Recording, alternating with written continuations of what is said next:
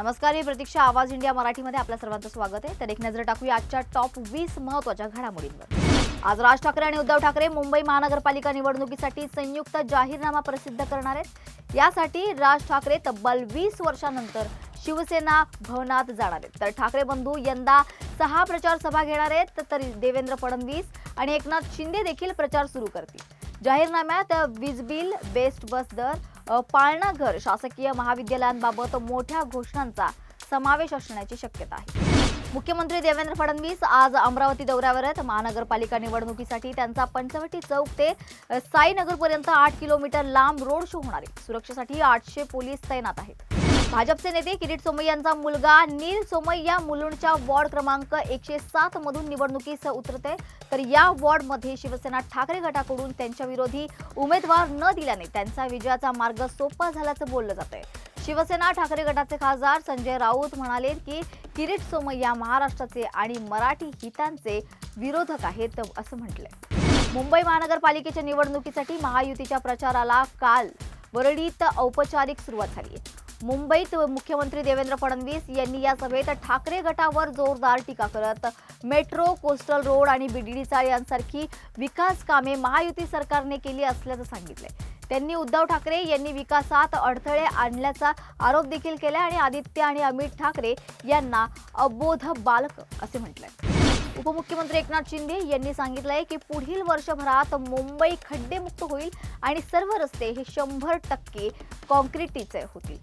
प्रलंबित सांडपाणी प्रक्रिया प्रकल्प पूर्ण केले जात आहेत, ज्यामुळे समुद्रातील प्रदूषण कमी होईल. शिंदे म्हणाले की मेट्रो प्रकल्पावरील स्थगिती हटवण्यात आली असून कारशेडचे कामही सुरू आहे. बाळासाहेब ठाकरे यांच्या आपला दवाखाना योजनेचा उल्लेखही त्यांनी यावेळी केला. काल प्रचार सभेत केंद्रीय मंत्री रामदास आठवले यांनी कवितेच्या शैलीत भाषण केलं. तर डबेवाले संघटनेतर्फे देवा भाऊ मराठी माणसांची मुंबई जिंकाच असा फलक दाखवण्यात आलाय.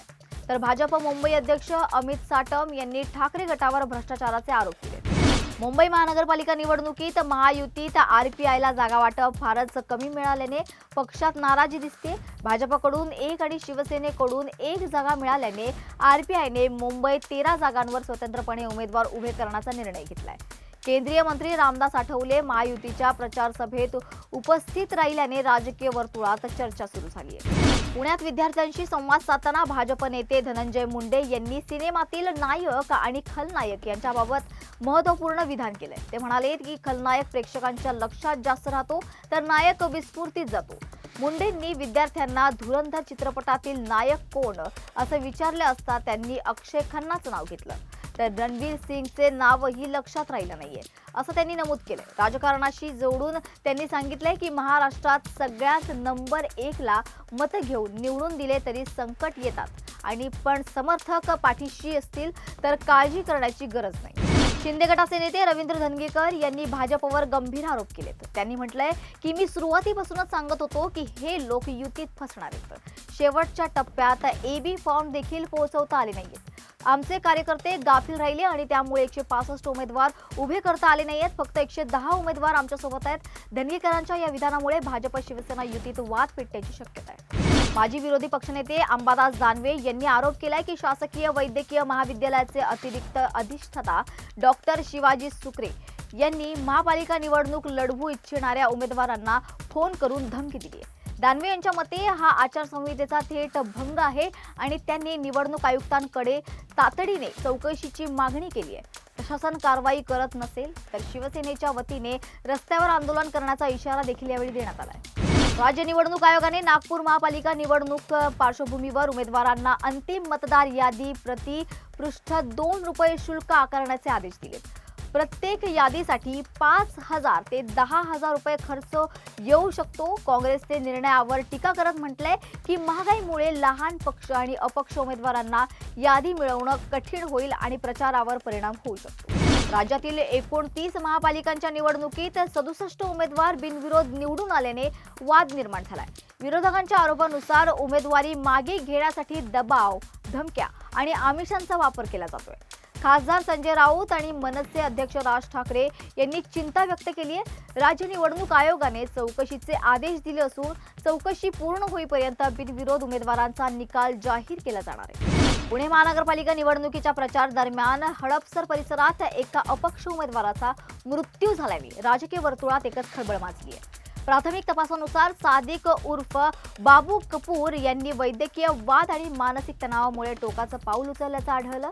लष्कर पोलीस ठाण्यात गुन्हा दाखल झाला असून मृत्यूपूर्वी लिहिलेल्या निवेदनात काही व्यक्तींचा उल्लेख असल्याने तपासाची दिशा महत्त्वाची ठरणार आहे. जम्बो मेगा ब्लॉकमुळे मुंबईच्या पश्चिम लोकल सेवा विस्कळीत झाली असून प्रवाशांना मोठ्या अडचणींचा सामना करावा लागलाय.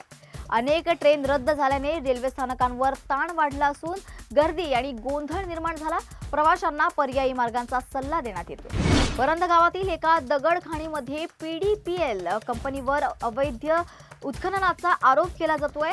ग्रामस्थांच्या मते या उत्खननामुळे शासनाचा लाखो रुपयांचा महसूल जो आहे तो बुडवला जातोय.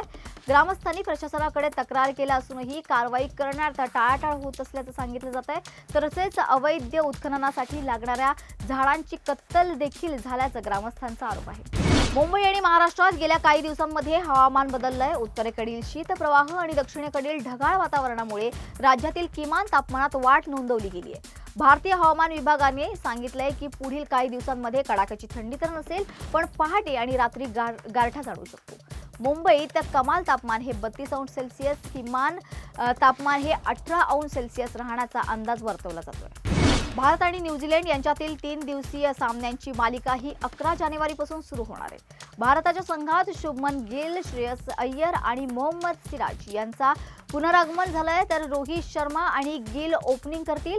विराट कोहली 3ऱ्या क्रमांकावर खेळणार आहेत आणि अय्यर 4थ्या क्रमांकावर उतरू शकतो. बिग बॉस मराठी 3चा उपविजेता जय दुधाणेला ठाणे पोलिसांनी अटक केली आहे. 5 कोटी रुपयांच्या फसवणूक प्रकरणात मुंबई विमानतळावरून जयला अटक करण्यात आली आहे. जय हा फिटनेस ट्रेनर आहे, खेळाडू, मॉडेल आणि अभिनेता असून ठाण्यातील जिम व्यावसायिक आहे. त्याच्यावर बनावट कागदपत्रांद्वारे काही दुकाने बेकायदेशीर विकल्याचा आरोप आहे, ज्यामुळे खरेदीदारांचे मोठे आर्थिक नुकसान झालंय. FIR मध्ये जयसह त्याच्या आजोबा, आजी, आई आणि बहीण यांची चौकशी सुरू आहे. पोलीस तपासादरम्यान आणखी खुलासे होण्याची शक्यता वर्तवण्यात येते. दशावताराला ऑस्कर पुरस्कारांच्या अधिकृत कंटेस्टंट लिस्टमध्ये स्थान मिळालंय. जगभरातून सादर झालेल्या 2000हून अधिक चित्रपटांमधून निवड झालेल्या 150 ते 250 चित्रपटांमध्ये दशावताराचा समावेश आहे. ऑस्कर कंटेस्टंट लिस्टमध्ये स्थान मिळणे हा ऑस्कर पुरस्काराच्या मूल्यांकन प्रक्रियेतील पहिले औपचारिक पाऊल मानलं जातं. क्रांतिज्योती विद्यालय मराठी माध्यम हा चित्रपट मराठी शाळा टिकवण्याच्या महत्त्वाचा संदेश देतो. हेमंत ढोमे दिग्दर्शित या चित्रपटात अलिबागमधील नागावच्या क्रांतिज्योती विद्यालयाच्या मुख्याध्यापक दिनकर शिर्के यांच्या शाळेवर इंग्रजी माध्यम शाळा उभी करण्याच्या धास्तीची कथा दाखवली आहे. शिर्के सर आपली शाळा जपण्यासाठी माजी विद्यार्थ्यांना एकत्र करतात आणि मराठी शिक्षणाचं महत्त्व लोकांपर्यंत पोहोचवतात. चित्रपट फक्त मराठी शाळा आणि भाषेपुरताच मर्यादित नसून अलिबागच्या निसर्गरम्य वातावरणाचाही अनुभव देतो. त्याच्या टॉप 20 महत्त्वाच्या घडामोडींमध्ये आपण इथे थांबत आहोत. मात्र पुन्हा भेटूया अशाच महत्त्वाच्या घडामोडींसोबत. तोपर्यंत पाहत राहा आवाज इंडिया मराठी.